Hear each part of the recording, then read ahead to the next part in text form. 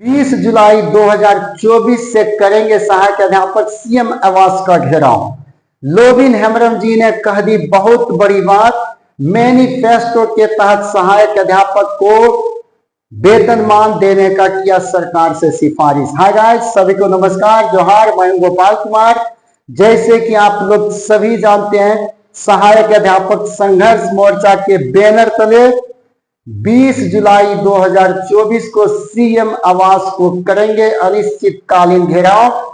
लेकिन मैं आज आप लोगों को बताना चाहता हूं कि लोबिन हेम्ब्रम जी ने क्या कहे सहायक अध्यापक के प्रति।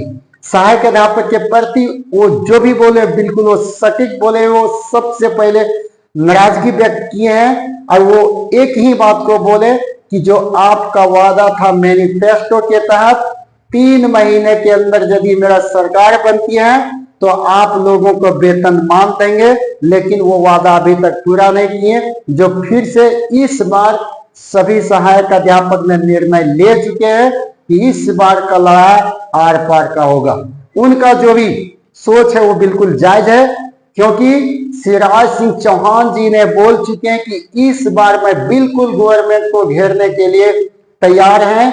और बिल्कुल इस बार विपक्ष का जो भी नेता है वो तैयार है कि कहीं ना कहीं मैं गठबंधन को इस बार घेर लूंगा, क्योंकि जो मैनिफेस्टो के तहत सरकार ने वादा किए थे वो अभी तक आधा भी वो लागू नहीं कर पाए। जिसमें सबसे बड़ा यह मुद्दा है वो सहायक अध्यापक का वेतनमान की है, क्योंकि सरकार ने वादा किए थे कि यदि मेरा सरकार आती तो मैं आप लोगों को केवल और केवल 3 महीनों के अंदर वेतनमान देंगे। लेकिन वो वेतनमान का वादा अभी तक वादा ही रह गया।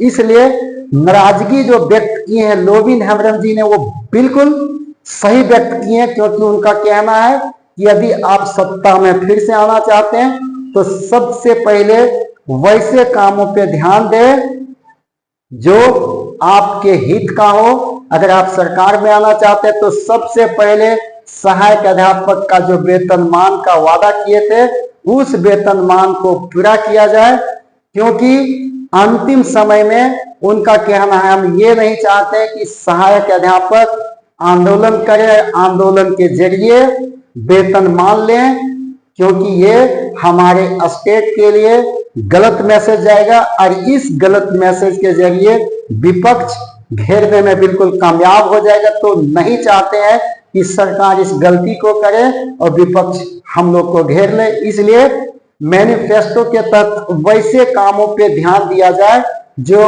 आपके लिए बहुत महत्वपूर्ण है। और सबसे यह मुद्दा है वो सहायक अध्यापक का मुद्दा है, क्योंकि ये पहले पारा शिक्षक थे, अब आप सहायक अध्यापक बना चुके हैं। लेकिन केवल और केवल नाम बदलने से कुछ भी नहीं होता है। आप इसका नाम के जगह वेतनमान दें, वेतनमान देंगे तो ही आप यहाँ सरकार में टिक पाएंगे। ये बिल्कुल सही उनका सोच है।